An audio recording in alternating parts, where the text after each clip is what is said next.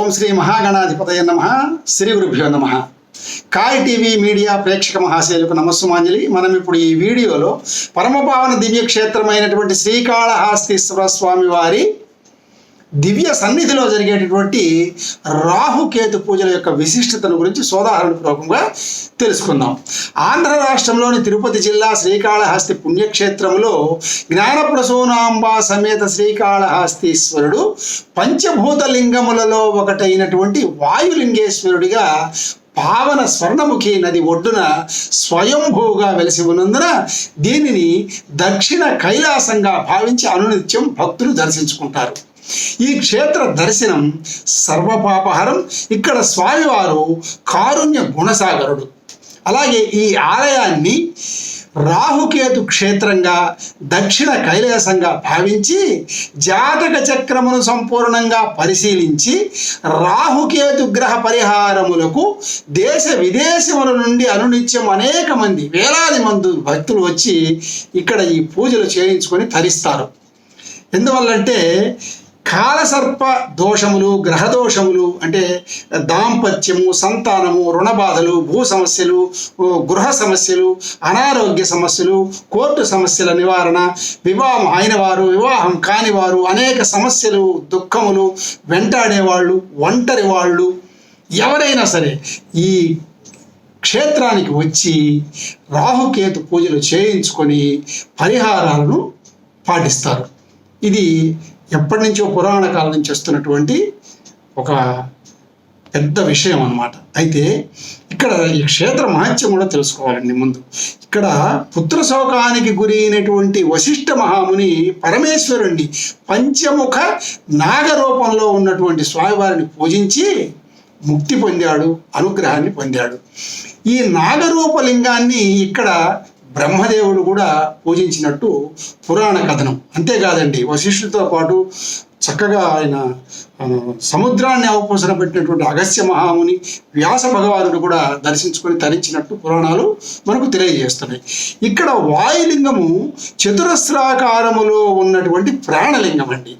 9 మెట్లుగా కనిపించే నవగ్రహ కవచము స్వామివారు ఇక్కడ అనునిత్యము ధరిస్తారన్నమాట. అందువల్ల ఈ నవగ్రహ శక్తి, నాగశక్తి ఈ స్వామివారిలో ఉన్నది కాబట్టి గ్రహణ సమయంలో కూడా ఈ దేవాలయాన్ని మూసివేయరు. ఇక్కడ అమ్మవారు ధరించినటువంటి నాగ వడ్డాణము కేతు గ్రహానికి ప్రతీక. ఈ ఆలయంలో నవగ్రహ మండపం అనేది ఉండదు. అందువల్ల ఇక్కడి నవగ్రహాలు స్వామివారి యొక్క ఆధీనంలో అనునిత్యం ఉంటాయి కాబట్టి ఇది పరమపావనమైన దివ్యక్షేత్రం అన్నమాట. ఇక్కడ స్వామివారు వాయుతత్వంలో ఉన్నాడు కాబట్టి ఈ గర్భగుడిలో ఎటుపక్క నుంచి కూడా గాలి లేనప్పటికీ కూడా స్వామివారి యొక్క దీపములు రెపరెపలాడుతూ కదులుతూ ఉంటాయి. అంత ప్రత్యేకమైన విశిష్టమైనటువంటి దివ్యక్షేత్రం కాళహస్తి. ఈ క్షేత్రములో పాతాళ గణపతి ఉత్తరముఖంగా, కాళహస్తీశ్వర స్వామి పశ్చిమముఖంగా, జ్ఞానప్రసూనాంబ తూర్పు ముఖంగా, దక్షిణామూర్తి దక్షిణ వైపు ఉండి ఈ 4 దిశల నుండి ఈ క్షేత్రాన్ని కాపాడుతూ ఉంటారు. మనకు దర్శనం కూడా ఇస్తారు. మహానుభావులైనటువంటి భక్త కన్నప్ప, సాలెపురుగు శ్రీ, అలాగే కాళం అంటే పాము, అలాగే హస్తి అంటే ఏనుగు, ఇవన్నీ కూడా భక్తితో ఇక్కడ స్వామివారిని పూజించి మోక్షాన్ని పొందినట్టు మనకు ఈ స్థల పురాణం తెలియజేస్తున్నది. ఈ వాయులింగము యొక్క ఉచ్ఛ్వాస నిశ్వాసాల వల్లనే గర్భగుడిలో దీపాలు కదులుతూ ఉంటాయని చెప్పి, అందుకనే దక్షిణ కైలాసము, దక్షిణ కాశీ అంటారని మనకు పెద్దలు తెలియజేశారు.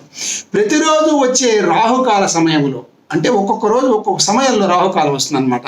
కాబట్టి ప్రతిరోజు వచ్చే రాహుకాల సమయంలో ఇక్కడ రాహుకేతు పూజలు చక్కగా జరుపుకుంటారు. అలాగే ఈ పూజల్లో రాహువు శుభంగా లేనివారు శుక్రవారం రోజు, కేతువు శుభంగా లేనివారు మంగళ ఆదివారాలు ప్రత్యేకంగా పూజలు చేసుకుంటారు. కేవలము ఆయా వ్యక్తుల యొక్క పేరు, నక్షత్రము అంటే గోత్రాదులు చెప్పుకొని సంకల్పపూర్వకంగా ఇక్కడ రాహుకేతు పూజలు చేస్తారు. శ్రీకాళహస్తిలో స్వామివారికి చక్కగా దర్శనంతో పాటు కర్పూరంతో అభిషేకం చేస్తారండి. అది ఇక్కడ ప్రత్యేకమైనటువంటి విషయం. సమస్త దోష పరిహారార్థమై ఇక్కడ జ్ఞానప్రసూనాంబ అమ్మవారు ధరించినటువంటి నాగ వడ్డాణము, ఆ పడగ వంక చూసి నమస్కరిస్తే గ్రహములు ఉపశాంతి పొందుతాయని చెప్పి మనకు స్థల పురాణం తెలియజేస్తుంది.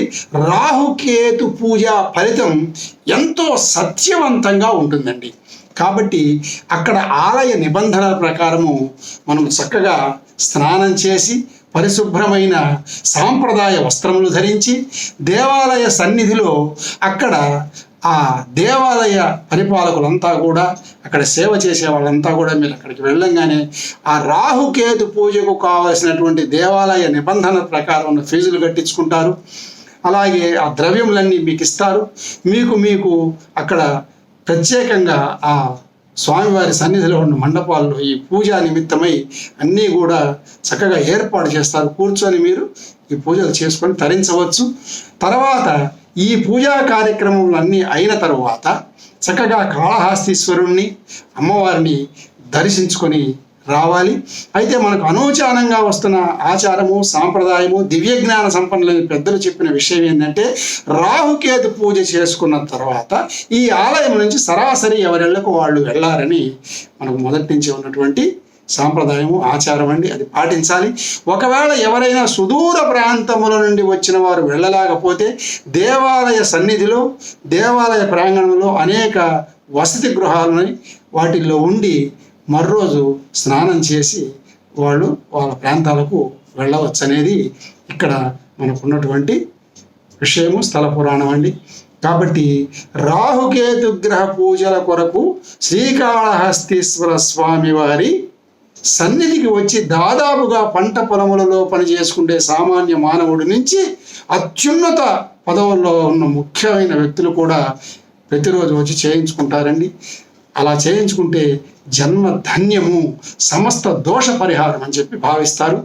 మరి ఆ కాళహస్తీశ్వర స్వామి వారి అనుగ్రహము అందరి మీద ఉండి ఆనందమయ శాంతిమయ జీవనాన్ని గడపాలని మనస వాచ కర్మణ కోరుకుంటూ ఓం నమః శివాయ. సర్వే జనా సుఖినో భవంతు. మరిన్ని అప్డేట్స్ కోసం మా కాయ్ టీవీని సబ్స్క్రైబ్ చేసుకోండి. మా వీడియో కనుక మీకు నచ్చినట్లయితే లైక్ చేయండి, షేర్ చేయండి. మీ విలువైన అభిప్రాయాలను కామెంట్ బాక్స్లో తెలియజేయండి.